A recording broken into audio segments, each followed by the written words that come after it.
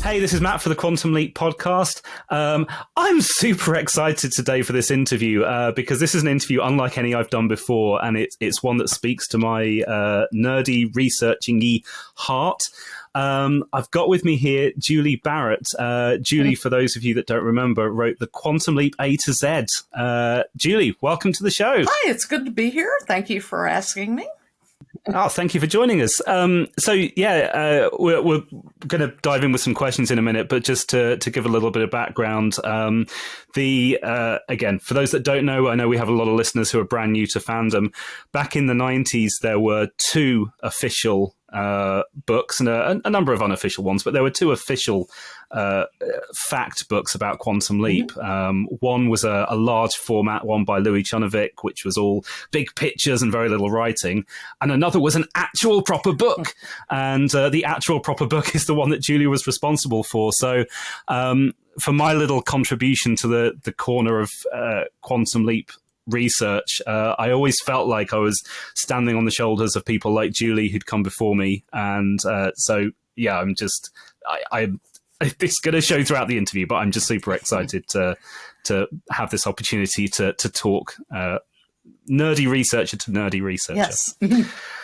So I've talked enough now. I'm going to hand over to Julie. Just maybe if I could just start by asking how you got into Quantum Leap. Were you watching from the start? Did you pick it up partway through? Tell me about your fandom. Okay. Well, I'm a nerdy fan. I started way back, really on my dad's knee watching The Twilight Zone. But, got into Star Trek and everything. But I always liked time travel. And when Quantum Leap started, I figured I needed to watch it. And I was pregnant, very pregnant during the pilot. And so I watched it in between trips down the hall. And I had a little trouble getting into it, but I started watching it, and then I went into labor on the night The Color of Truth aired, and it was like, no, I don't want to walk down the hall and induce labor. I want to watch the show. No. Hang on, are you about to tell me that you got drunk? No, I did not get drunk. Just going back to no, you didn't decide to get very drunk for The Color of Truth, just to put off labor. Unfortunately, I did not get drunk, but they did have to induce labor. If there's one thing I've learned from Quantum Leap, it's hold back labor by boozing. Yes, so that was when I knew I was a fan, for sure. And then, fair enough. The next year, I started a fanzine. And it was called A Matter of Time. And so I got into that, and people would submit stories, and I would question something in the story, and they'd go, well, didn't you watch this one particular episode 3 minutes after the second commercial break? This little thing happened. So I'd have to go back. So you were doing the fact-checking right back then, yeah? Yeah. So I had to go back and look at, I was videotaping them, obviously, so I had to go back and look at the tape and see what was going on. And at the same time, I was starting a biography of Sam and Al that we were updating in each issue. Okay. And so that kind of helped me with, with the background for reading stories that people sent in. Anyway, I'm working on this, and I was up to, I guess like 42 pages. Great number there. And yeah, I'm a big Hitchhiker fan too. So I'm up to that point, and there was the first Quantum Leap convention in Los Angeles. And another fan corralled me and took me into the bar and said, "This is Ginger Buchanan." And yes, and Ginger said, "Hi, Julie. I hear you're working on something.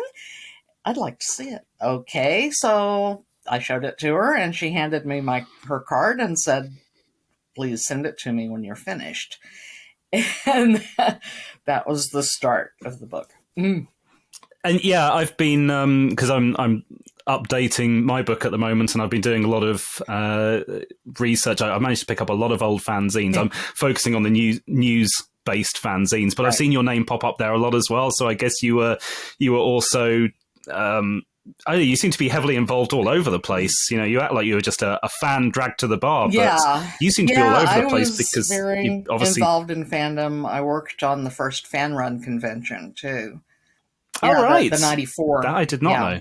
I was one of the instigators. So let's walk through that a little bit then, because you said you were working on a biography of Sam and Al, and then you met Ginger. Yeah.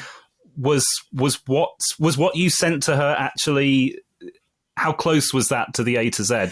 Was this something entirely different? What I showed her was just the biographical material, and we got to talking about it. And being a Trekkie, one of my Bibles for that show was the Star Trek Concordance. And I was thinking, wouldn't it be cool book to have a Quantum Leap version of that? So that's what I started in on, and Ginger thought it was a great idea. And amazing. And I've got to share my own experiences here. And I didn't mean to do this, but I knew this would start slipping out. Are you into Back to the Future at all? Mm-hmm. Yeah. So there was a book quite a few years back by Rich Handley, which was a complete chronology of the Back to the Future universe with all kinds of amazing book. And I looked at that book and said, wouldn't that be great if there was a Quantum Leap version of that? And that's how my book ended up starting. So I love that idea of taking something from another fandom and saying, Quantum Leap deserves this. Hey. God damn it. Inspiration. Very familiar. Yeah, absolutely. So was that a tough sell for Ginger when it started building towards more of a comprehensive A to Z? No, that's really what she was, I think, looking for eventually. And so she was really excited to get it. And the tough sell was both to the publisher and to MCA, because the Quantum Leap book was in the works. And so how is this different? Why should we pick this up? And that's the reason there's no pictures in this book, because of the other book. Oh, okay. To keep that difference. Right. Yeah. Okay. And this was, I guess this was what, it came out in 95. I don't know how long a gestation period it had, but I guess this was quite early days of tie-in fact books. So an A to Z was probably quite a bold choice. Yeah, well, yeah. I finished it in 93, about 2 weeks after the last episode, and sent it off to her, and got a note back from her saying, oh, this is great, I'm going to send it upstairs. So, and then the waiting began. That's how the publishing business works. Yes, and clearly for a while, and I know there was some interesting points with the publishing of this book, but I want to go back a bit, because again, this is just where my niche comes in, and talk about the research. Sure. Because I was blessed while I was writing my book to have, I had DVD rips on my computer that I could I could go to an episode, open up and say, I want to skip to 22 minutes, check this out, look at the subtitles. I had a lot of scripts to hand, not everything digitized, but it's been a tough old slog, but fairly convenient. Tell me about researching back in the early 90s and what kind of challenges you had there? In my day, we had videotapes. I didn't mean to do that, but we had videotapes, and there was closed captioning, but not all video machines recorded closed captioning, and you actually had to have a different set-top box at the time. I'm giving my age away. Oh dear. No, but anyway, so you think, well, you know this, but most people would think that binge watching a show for 8 hours a day would be heaven. It would be a great job. I sat in this room. This happens to be my bedroom, and I sat here on the bed and watched videos. I had a big stack of index cards. I watched videos. I made notes, spread the cards out on my bed, and then put them all away when I was finished for the day, because I'm a slob, and that kept me neat. And It also meant we had a place to sleep at night. So, and then in the evenings after dinner, I would go in and start typing things up. And there was a lot. I have a I can stack of imagine. index cards that's, yeah. I still have the cards in my office closet. Yeah. You've still got the still cards. have Oh the wow, cards. what a memento! Marvelous. And I hadn't even thought about the index cards element because the other thing that I took for granted in my journey was I opened up a Google Doc and just Right. started writing, and I figured, you know what, if I need to go back and chuck some stuff in. DTP is just so easy these days. Yeah. I had no vision at the start of what my book was going to look like, but I guess you had to be a lot more rigid and I guess had a clearer end vision. Yeah, I had to have a little more of a vision. And of course, we did have Word back then. So, it was a lot easier to, use Word and just like you use Google Docs to arrange things and make changes and stuff. But index cards, marvelous. Yeah. So it got to 93. You passed over the document to Ginger, and then this long wait. What were you hearing during the wait? Because that was a wait that, as far as I can see, lasted nearly 2 years. Yeah. Well, she every time I had the opportunity, every time I saw her, I'd ask her. We'd be at a con or something, and it's they're still talking about it. And finally, one afternoon, I was at home and the phone rang, and it wasn't about my car warranty. It was the licensing director of MCA.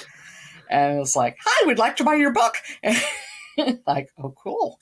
So, well, hang on, back up then, because this is, sorry, I made a massive assumption at the start. Did you write all this not knowing that it was going to get picked up? It was all on spec. And that's wow. the way a lot of the publishing industry works. You write a novel, it's on spec. Yeah. This was on spec too. And I thought, well, if it doesn't get picked up, it's going to be a fanzine. So, yes. And that would sell. So, I was hoping it would get picked up. But of course. Yeah. At least you had a plan B. Yeah. So sorry, I interrupted them because I'm so focused on the QL novels, and I know, Ginger was requesting maybe a couple of chapters to be written or anything, but I hadn't fully comprehended a full book. So you got that call from MCA and they said they wanted to buy it, and right. Yeah, that must have been quite a relief. It was. And I immediately dropped everything and drove to my husband's office because he was just a few miles away at the time. And guess what? Yeah. Yes. So that was cool. Were there any caveats with that? Was it just, okay, this is what you've written exactly, we're going to lift and drop it into published form? Okay, well... Or did you have to do some more work? Yeah, this was just like a novel. There was several... We went back and forth a lot with editing and fixing things. And this was another thing that happened because I finished so close to the end of the series. Some of the fans were still sending me scripts and the like. And... so I'd find new things, I'd get new information, and I'd go update it. And Ginger was fine with that, obviously. And then when the editing process started, we had a pretty complete manuscript, but there was a lot of copy editing to be done. And I mean, I'm good on my grammar and spelling, but that you have to follow style guides and when you do these kind of things. So we went through that, and finally they sent me galleys, and actual printed galleys, and went through all that. And then they said, okay, now we get to wait. Because that was the other thing. When they said, Again. okay, we're publishing this, but it's going to be a year and a half. And it wasn't going to come out until 96 originally. And it took that long to get it approved. And so, okay, fine. And then Ginger called me one day and said, hey, guess what? We've had a slot open up earlier. So we're going to get that done sooner. So that was kind of cool. Did you have any concern, or did you sense any concern that we both love Quantum Leap, but at the end of the day, this was a moderately well-performing show that had finished in 93.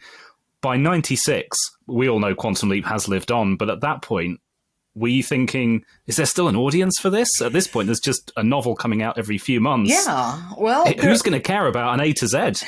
I thought about that, but, I knew through the fan grapevine that people wanted to see it. So people would care. Yeah, but Universal was dubious, and they authorized a pretty short print run, and it sold out before release date, so they had to order a second print run.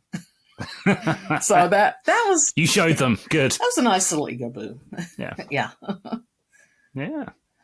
Does that stop me if I'm skipping ahead? But no. When it comes to the publishing, that just immediately makes me think of the box tree fiasco, which perhaps you could share a little bit about that, unless I'm jumping the gun.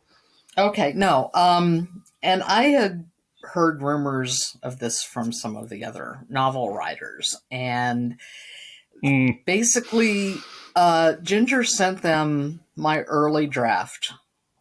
Sent Universal my early draft of the manuscript. And as I said, there were a lot of changes made after that. And but that's what they sent to Box Tree. And so there were a lot of inconsistencies, and someone, whoever typed it at Box Tree, really did a number on it. And there were many typos, and the day it was released I never saw, I was still doing the last bit of proofing when the book came out in the UK. It got rushed to press because at the time in the UK, the bookstores had a little more say than they do over here over a release schedule. And Network Sky was going to pick Quantum Leap up. So they wanted the book out to coincide to time with that premiere of QL on Sky. And I thought, this is cool. But I had no idea that what they had taken for this. That was all out of my hands, because this is a work for hire. And it was all out of Ginger's hands. And so one morning I woke up and I had an email from someone in the UK who was terribly upset, thought it was the worst book he had ever seen. And I won't say some of the other things he said, but it was like, holy moly. So, I immediately started getting hold of some of the UK fans on what's going on with this book. And then they explained to me what happened. And I am so grateful to the UK fans, because they had my back on this. They really did. And they were out explaining to the other UK fans what happened. And they knew, that the US edition of the book was going to be so much better. And I was really glad to have that happen. Yeah. Yeah. Fandom is an amazing place. And I only picked up both copies of the book when I was researching for my guide in 2015-16, and I already knew at that point about these issues. So clearly fandom has kept that going, even well beyond the point where these books are out of print. Get the US version, for goodness sake. Well, and I think the UK edition had photos in it, though, didn't it? I know you mentioned earlier about that. I guess Box Tree didn't get that memo. Yeah, the UK version had photos, and apparently they rushed it to print so fast that the photos were messed up, and they had to recall it and reissue it. That's what I've been told. So, not surprising. And just going back to the point you made earlier, I know some of the later novels that were printed in the UK were very much the same. They came out months before they came out in the US, and there's typos throughout them. Yeah, Box Ashley tree. McConnell had told me that, and she said, it was frustrating for her because she was still, like me, finishing up on copy edits. I can imagine. Yeah. Yeah. And we just had absolutely no control over it. And I've had other things that have been published in the US and the UK, and they always sent me proofs. Once they anglicized the text, they would send me proofs to go over. And that was not the case here. No, clearly not. At least your vision came out in the US edition. Yes. Once it's we spoke a bit about what was in the book. Was there anything else that you were hoping to have put into the book, just in terms of your vision of it? No. given the opportunity to go back and do it again. If I had the opportunity to do it again, I would tighten up some of the language, change some terminology, because our language is always changing. But that's about all I would do. Yeah. I mean, it still holds up, and it was it was certainly very useful for me before I got hold of a lot of the draft scripts, getting spellings of names and things like that, and surnames of characters that were just mentioned on screen. It's a fabulous book for that kind of thing. So I'm glad you got it out in one territory in the way that you wanted it to. Well, and I'm also I really need to acknowledge the US fans who helped proofread this too, because they were awesome. And because a lot of them had scripts that I didn't have, and so they were able to correct names and places that I could only pick up just from listening. So that was Okay, perhaps we've spoken a lot about the A to Z and research in general.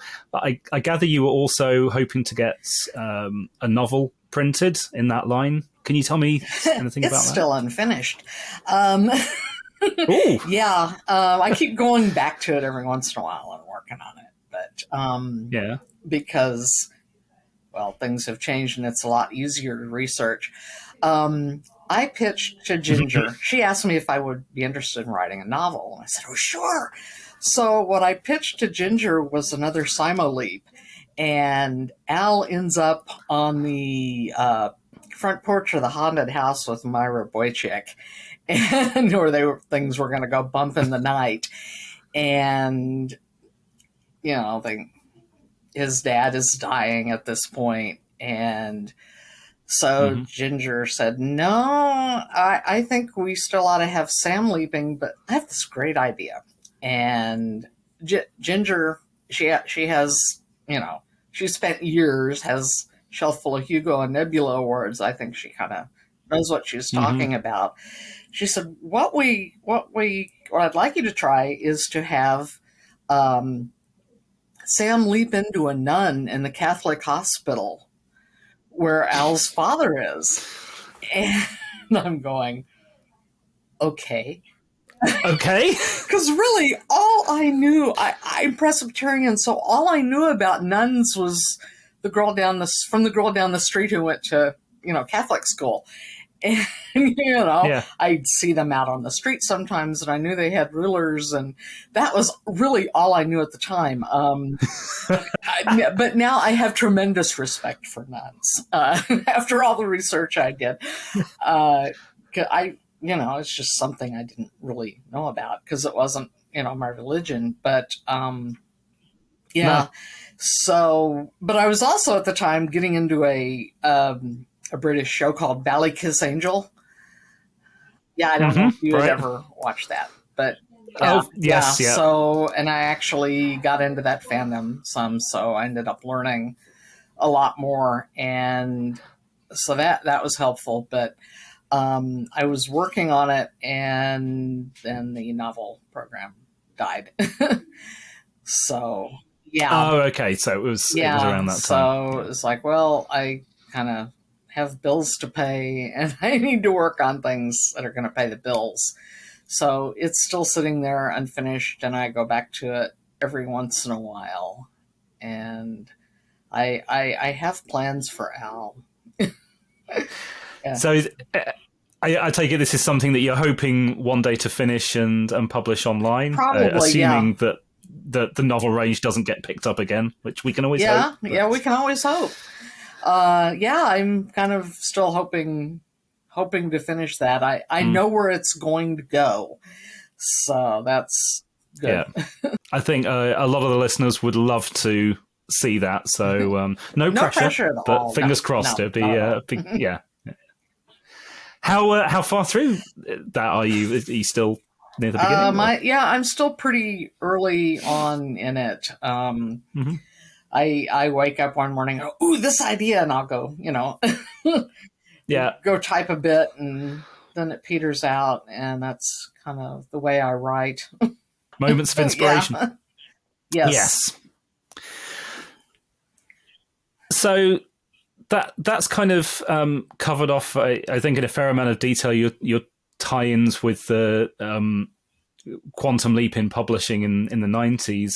What can you tell us in brief about life for Julie Barrett in the last 20 years? How have things been? What have you been up to? What have I been up to? Oh, that's yeah.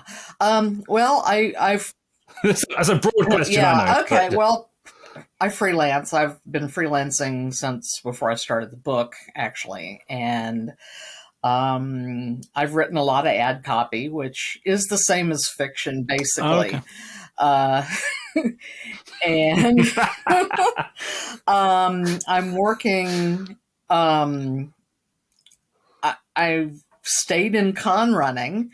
I'm working with a nonprofit that runs a local literature-based science fiction convention, and so I do a lot with that. I'm on the board of the parent organization, and